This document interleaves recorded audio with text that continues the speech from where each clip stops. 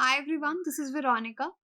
आज हम बात करने वाले हैं आर्टिक की कि यूएन ने कंफर्म किया है हाईएस्ट टेम्परेचर आर्टिक के लिए, जो कि 38 डिग्री सेल्सियस है। अब आर्टिक रीजन आप जानते हैं अपने एक्सट्रीम्स के लिए जाना जाता है, लेकिन इतना ज़्यादा टेम्परेचर वहाँ पे हमको क्लाइमेट चेंज के बारे में बताता है और क्लाइमेट चेंज क्राइसिस के बारे में बताता है। इसको हम डिटेल में डिस्कस करेंगे। आपकी कोई भी क्वेरी हो आप मुझसे कनेक्ट कर सकते हैं सोशल मीडिया पे, because I feel together we can make a huge difference, चाहे फेसबुक, इंस्टाग्राम या टेलीग्राम पे। पीडीएफ जो है वो आपको सिर्फ और सिर्फ मेरे टेलीग्राम चैनल पे मिलेगा। तो देखिए, यूएन एजेंसी ने कंफर्म किया है कि record 38 degree Celsius heat Arctic के लिए। ठीक है, ये प्रिंट मीडिया में भी आप देख सकते हैं। अलग देखिए, ये भी एक है, यहाँ पे भी इन्होंने बताया है और यहाँ पे टाउन का नाम भी है, साइबेरियन टाउन है वर्क्यूएंस्क। यहाँ पे वर्क्यूएंस्क की बात की गई है। जून लास्ट ईयर यहाँ पे इतना टेम्परेचर गया है। अब इस लेक्चर में देखिए इंपॉर्टेंट पॉइंट्स क्या हैं नोट करने वाले।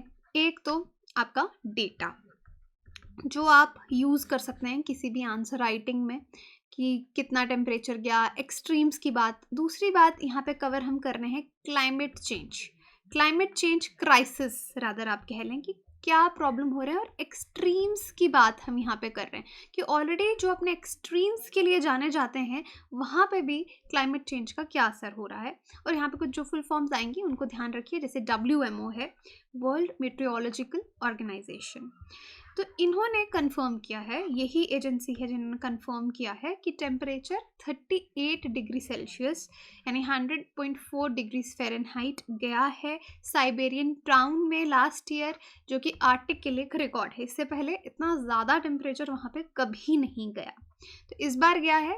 क्लियरली शोज कि क्या गड़बड़ एक ग्लोबल इकोसिस्टम है, क्योंकि आर्टिक में अगर इतनी प्रॉब्लम होगी, क्योंकि ऑलरेडी एक चलता है कि आर्टिक को कौन कंट्रोल करेगा। तो यहाँ पे आप पॉलिटिकल एंगल से देखें, आप यहाँ पे पावर कंट्रोल करने के तरीके से देखें, आप ग्लोबल इकोसिस्टम की बात करें, ग्लोबल इकोनॉमी की बात करें, सब इससे इफेक्ट होगा। यूनाइटेड नेशन एजेंसी ने रिसेंटली यही कहा कि 20 जून 2020 को इतना टेम्परेचर वहाँ पे गया है। ये रीज़न था heat wave, prolonged heat wave जो वहाँ पे रही आर्टिक के इस एरिया में। और ये जो नया आर्टिक का रिकॉर्ड है, काफ़ी ऑब्जर्वेशंस ये लोग कर रहे थे, उसके बाद पता चलता है डेफिनेटली एक अलार्म बेल है चेंजिंग क्लाइमेट के लिए, जिसको हम बहुत ज़्यादा आर्टिकल्स पढ़ते हैं, वीडियो लेक्चर्स देखते हैं। लेकिन अगर हम देखें कि वर्ल्ड की कोई लीडरशिप जो लीडिंग रोल निभा रही हो क्लाइमेट चेंज को, जो नेगेटिव इम्पैक्ट है उसको रोकने के लिए, तो वो हमको नज़र नहीं आता। डिस्पाइट इतने सारे ऑब्जर्वेशंस, इतने सारे स्टडीज़ होने के बावजूद भी हमको कोई ऐसी लीडरशिप पॉलिटिकल सिनेरियो में नज़र नहीं आती। वर्ल्ड मेट्रोलॉजिकल ऑर्गेनाइजेशन जो है, उन्होंने ये ट्वीट करके भी बताया, आप देख सकते हैं 14 दिसंबर को ही ये ट्वीट इन्होंने किया है। और प्रोलॉन्ग्ड हीट वेव का बताया, मैसिव फायर्स जो रही, आपने देखा कितनी आग लगी रही बड़े बड़े जंगलों में, सी आइस लॉस, तो अलग अलग इसके रीजंस भी बताए और कॉन्सिक्वेंसेस भी बताए। अब देखिए, जिस एरिया की हम बात कर रहे हैं वर्क्यूएंस्क, ये 115 किलोमीटर है, यानी 71 miles north of Arctic circle. अगर आप आर्टिक सर्कल मैप में देखेंगे तो उसके 115 किलोमीटर पे है। और ये रीजन है जिसको एक्सपर्ट्स कह रहे हैं बहुत जल्दी वार्म हो रहा है, बहुत जल्दी गर्म हो रहा है, और जो ग्लोबल एवरेज है हीटिंग का, उससे डबल स्पीड से ये एरिया गर्म हो रहा है। अब मैप में आप यहाँ पे देख सकते हैं, ये रहा आपका वर्क्यूएंस्क, राइट। इस एरिया की हम बात कर रहे हैं, राइट। यहाँ से आप इसका अंदाज़ा लगा सकते हैं। अगर यहाँ की बात करें तो ये रशिया है, मॉस्को है, then you can see here somewhere वर्क्यूएंस्क। अब WMO ने अपनी पूरी स्टेटमेंट में कहा कि आपने देखा कि 2020 में हमने फायर्स देखी, अलग अलग जंगलों में देखी, फॉरेस्ट फायर्स बहुत देखी। इस पर भी हमने अलग अलग लेक्चर्स बनाए कि इसका क्या नुकसान है इन्वायरमेंट को, और मैन मेड रीज़न कितने रिस्पॉन्सिबल हैं इस तरह की फायर्स के लिए। उसके बाद ये जो फायर्स थी, इससे बहुत ज़्यादा सी लॉस हुआ है, और ये एक मेजर रोल है इस तरह की हीट वेव्स का। और जो हॉटेस्ट, क्योंकि 2020 को एक हॉटेस्ट ईयर भी माना जाता है जब टेम्परेचर आपके बहुत एक्सट्रीम्स टच किए, और आर्टिक रीजन में भी यही रीज़न दिया जा रहा है कि ये जो एक्सट्रीम टच हुआ है इसी रीज़न की वजह से हुआ है। Now this body has opened a record number of investigation into weather extremes. अब वेदर एक्सट्रीम्स क्या है? एक्सट्रीम्स यानी अगर आपको पता है किसी एरिया का टेम्परेचर ज़्यादा से ज़्यादा 30 डिग्री जाता है, 25 डिग्री जाता है। वहाँ पे आप देख रहे हैं एकदम से टेम्परेचर 38 डिग्री चला गया। That means it is touching one extreme, इतना ज़्यादा जो एक लिमिट है उसको वो क्रॉस कर रहा है। तो बहुत सारी वेदर में ये जो चेंजेस हैं उनके लिए काफ़ी इन्वेस्टिगेशंस भी शुरू की गई हैं। देखिए, इन्वेस्टिगेशंस शुरू कर दीजिए, ऑब्जर्व करते रहिए। जब तक इसके लिए कोई लीडरशिप इंटरनेशनल लेवल पे सब लोग साथ होके इसके लिए कुछ किया नहीं जाएगा, तब तक इन इन्वेस्टिगेशंस का कोई रोल नहीं है। बट एनीवे, जो इन्वेस्टिगेशंस है वेदर एक्सट्रीम पे, क्लाइमेट चेंज पे, वो कि किस तरह से स्टॉर्म्स हैं, हीट वेव्स हैं जो चल रही हैं, उन्होंने काफ़ी चीज़ें ओपन अप भी की और भी इन्वेस्टिगेशंस इस पे चल रही हैं। अब आर्टिक का ये एक नया कैटेगरी का रिकॉर्ड है, वर्क्योन्स ये जो प्रोब है। अब वेरिफिकेशन भी चल रही है, वॉलंटियर्स के काम भी चल रहे हैं इस एरिया के लिए। एक ऑफिशियल एंट्री फिलहाल 38 डिग्री की वहाँ पे हो गई है। तो अभी तक हमने आर्टिक की बात की। अगर लास्ट ईयर आप एंटार्क्टिक को भी देखते हैं तो आपको रिकॉर्ड वहाँ पे नज़र आएगा कि एंटार्क्टिक कॉन्टिनेंट में 18.3 डिग्री सेल्सियस यानी 65 डिग्री फ़ारेनहाइट अर्जेंटीनास एस्पेरांजा स्टेशन पे इतना टेम्परेचर जो है वो नोट किया गया। ये भी हीट रिकॉर्ड है वहाँ पे।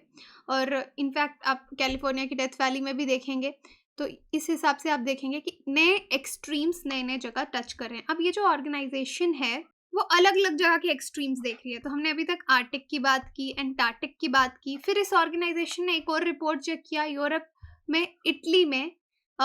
ये जो जगह है सिसिली, यहाँ पे थर्मोमीटर, यहाँ पे टेम्परेचर कितना गया, 48.8 डिग्री सेल्सियस। हम इन एरियाज की इसलिए बात कर रहे हैं क्योंकि यहाँ पे कभी इतने एक्सट्रीम, इतने हाई टेम्परेचर्स नहीं जाते थे। तो अब इवैल्यूएशन इन एक्सट्रीम की हो रही है, टेम्परेचर को लेकर, प्रेशर को लेकर, कि विंड का क्या रोल है, अलग अलग फैक्टर्स पे देखा जाएगा। और करंट क्लाइमेट कंडीशन से, जो पुराने क्लाइमेट कंडीशंस है और ये जो एक्सट्रीम्स हैं, इनको कंपेयर किया जाएगा और पॉसिबल रीजंस इसके देखे जाएंगे। अब एक बार अगर ऐसा हुआ है तो ये भी पॉसिबल है कि फ्यूचर में भी अगर आर्टिक रीजन की बात करें या इन रीजन्स की बात करें, इतने टेम्परेचर्स जा सकते हैं बहुत easily.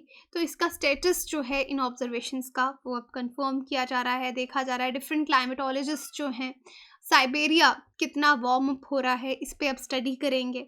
Last time coldest temperature जो रिकॉर्ड किया गया नॉर्थ ऑफ आर्टिक सर्कल का, वो था आपका -60, क्योंकि इसके पीछे माइनस है, -69.6 डिग्री सेल्सियस। और ये किया गया था 12 दिसंबर 1991 में ग्रीनलैंड में। तो इस तरह के रिकॉर्ड अगर बोला जा रहा है 38 डिग्री गया है, ये वेरीफाई करना इसलिए इम्पॉर्टेंट है क्योंकि हम इसको फिर कंपेयर कर सकते हैं कि अगर हमारे पास 1991 के रिकॉर्ड्स हैं, 2000 के रिकॉर्ड्स हैं और अब हम 2021 में ये टेम्परेचर नोट कर रहे हैं, तो हम इससे ये स्टडी कर सकते हैं कि जो क्लाइमेट के मोस्ट एक्सट्रीम्स हैं वो कितने बदल रहे हैं, क्योंकि ऑलरेडी वो एक्सट्रीम है, अब वो उसके भी एक्सट्रीम जा रहे हैं, कितना चेंज हो रहा है, उस पर स्टडी इवैल्यूएशन कमेटी अच्छे से कर सकती है। इसलिए डिटेल्ड वेरिफिकेशन की बात की जाती है, इन डेप्थ एनालिसिस किया जाता है अलग अलग डेटा लेके। तो वो सब अब जो री एनालिसिस है इस पूरे प्रोसेस का वो चल रहा है। यहाँ पे देखिए डाउन टू अर्थ से ये इमेज ली गई है। यहाँ पे एक आपको नया डेटा मिलेगा आर्टिक सर्कल का क्लाइमेटोलॉजिकल एंगल से, और ये कहते हैं that continue to warm at more than twice the rate as rest of the world through 2021। the time between Arctic circle की बात की जा रही है कि बाकी जो अर्थ पे बाकी एरियाज हैं जितने गर्म हो रहे हैं, आर्टिक सर्कल वाले जो एरियाज हैं यहाँ पे कुछ एरियाज डबल स्पीड से गर्म हो रहे हैं, वार्म हो रहे हैं। अगर टाइम आप देखेंगे अक्टूबर 2020 और सितंबर 2021 का, ये 7th वार्मेस्ट था सिंस रिकॉर्ड कीपिंग बिगिन। जब से हम रिकॉर्ड्स इकट्ठे कर रहे हैं 7th टाइम इतना हाई टेम्परेचर यहाँ पे गया है, 8th कंसेक्यूटिव ईयर सिंस 2014 और 2014 के बाद ही। तो आप देख सकते हैं कि प्री इंडस्ट्रियल एवरेज से भी यहाँ पे कवर किया जा रहा है इसको। अब देखिए इस पे इसका कॉन्सिक्वेंस या इम्पैक्ट लोगों पे क्या पड़ रहा है। जो लोग कोल्डर एरियाज में रहते हैं, इतने ठंडे इलाकों में रहते हैं, उनके पास दो चैलेंजेस हैं। दो चैलेंजेस क्या हैं? एक तो कोविड-19 की वजह से आप देख रहे हैं कि क्या हाल है, तो वो नोवल कोरोना वायरस के बीच में और ये जो क्लाइमेट चेंज हो रहा है उसके बीच में कहीं ना कहीं फंस चुके हैं। उनको समझ नहीं आ रहा किससे कैसे डील किया जाए। उसके बाद ग्लेशियर्स आप देख रहे हैं रिट्रीट कर रहे हैं, परमाफ्रॉस्ट आपकी थॉ हो रही है, लोकल रीजनल लेवल पे हर जगह ओशन एसिडिफिकेशन नोट की जा रही है, मरीन सोर्सेज जो हैं आपके वो डिप्लीट हो रहे हैं, आर्टिक ओशन स्टडीज़ बता रही हैं बहुत जल्दी एसिडिफाई हो रहा है बाकी के ग्लोबल ओशन से अगर कंपेयर करें। अब इससे पूरा का पूरा जो आपका इकोसिस्टम है वो खतरे में आ जाता है कि आर्टिक का पूरा पूरा इकोसिस्टम कोलैप्स हो सकता है। और स्पेशली मैंने आपको पहले भी बताया, जो हमने रीड किया था वहाँ से, अक्टूबर 2020 और सितंबर 2021 में 7th वार्मेस्ट है ये, सिंस जब से रिकॉर्ड कीपिंग जो है वो शुरू की गई है। तो वार्मिंग का एक इम्पैक्ट मैंने आपको बताया लोगों पे जो पड़ रहा है। दूसरा कि इससे सी आइस बहुत जल्दी मेल्ट होगी। अगर आप समर 2021 में देखें, second lowest amount of older multi year ice since 1985 जो है वो देखी गई है। तो यहाँ पे आप देखिए बहुत तेज़ी से आपकी सी आइस मेल्ट हो रही है। अगस्त में आर्टिक ओशन में आप देखिए वार्म सरफेस टेम्परेचर्स यहाँ पे नोटिस किए गए और सिग्निफिकेंट वार्मिंग ट्रेंड यहाँ पे देखा गया। कंपेयर किया गया 1982 से 2021 तक का जो ग्राफ बनाया गया उसमें पता चला कि बहुत ज़्यादा वार्मिंग जो है वो हो रही है। स्नो कवर जो यूरेशियन आर्टिक रीजन का है ये थर्ड लोएस्ट है आज तक से, जब से हम 1967 से रिकॉर्ड रख रहे हैं। तो आप देखिए कितने ज़्यादा क्लाइमेट चेंज हो रहे हैं और ये डेटा हमको ये सब के प्रूफ दे रहा है। मेल्टिंग स्नो की वजह से क्या होगा कि जितना आपका पानी है वो डिस्चार्ज होगा आर्टिक रिवर्स में, ठीक है। अब ये जो डिस्चार्ज ऑफ आर्टिक रिवर्स है बाय 12% ओवर द एवरेज ये इंक्रीज हुआ है 1981 से 2010 तक, अगर आप इसको काउंट करेंगे, जिससे आपका वाटर साइकिल का जो इंटेंसिटी है वो चेंज होगा उस पर्टिकुलर रीजन में। इसके बाद जो ग्रीनलैंड की आइस शीट है वहाँ पे कुछ अलग ही चल रहा है। 3 एक्सट्रीम मेल्टिंग एपिसोड्स वहाँ पे देखे गए हैं जुलाई और अगस्त में, और यहाँ पे अनयूजुअल रेनफॉल देखी गई है समिट स्टेशंस पे अगर आप देखेंगे। तो यहाँ पे आपको बहुत सारे इस तरह के इस लेक्चर में फैक्ट्स मिलेंगे, सिर्फ आर्टिक के साथ साथ एंटार्क्टिक, ग्रीनलैंड, इटली, यूरोप में इटली की हमने बात की कि जहाँ पे इतने टेम्परेचर्स नहीं जाते थे या इतनी आइस मेल्ट नहीं होती थी, इतना रिवर वाटर नहीं होता था, हर चीज़ इंक्रीज हो रही है, क्लाइमेट चेंज हो रहा है। तो मेजर डिसरप्शंस आपको इकोलॉजी में आर्टिक रीजन में दिखेंगे। तो यहाँ पे साइंटिस्ट ने ऑब्जर्व किया कि हायर ओशन प्राइमरी प्रोडक्टिविटी है अगर आप लास्ट ईयर से उसको पहले वाले सालों के एवरेज से कंपेयर करेंगे।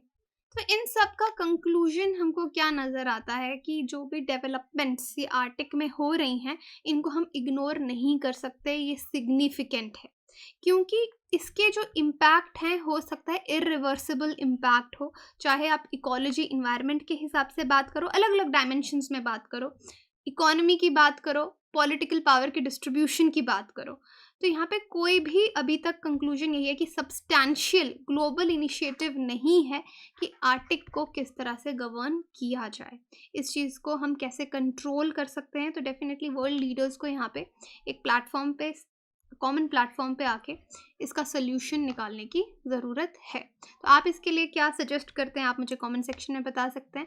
Most visually striking evidence of global warming, the increase precipitation along the Gulf Coast states, high varying temperature, rapid melting of glacial ice। तो आप बताइए ग्लोबल वार्मिंग के विजुअली स्ट्राइकिंग एविडेंसेस आपको क्या मिलते हैं, आप कमेंट सेक्शन में बता सकते हैं या टेलीग्राम पे पार्टिसिपेट कीजिए पोल में। कोर्सेज जो हमारे अवेलेबल हैं उसके बारे में कोई भी इन्फॉर्मेशन चाहिए तो आप हमारी वेबसाइट विजिट कर सकते हैं, एप्लीकेशन डाउनलोड कर सकते हैं, EMI पे भी कोर्सेज अवेलेबल हैं। Thank you so much.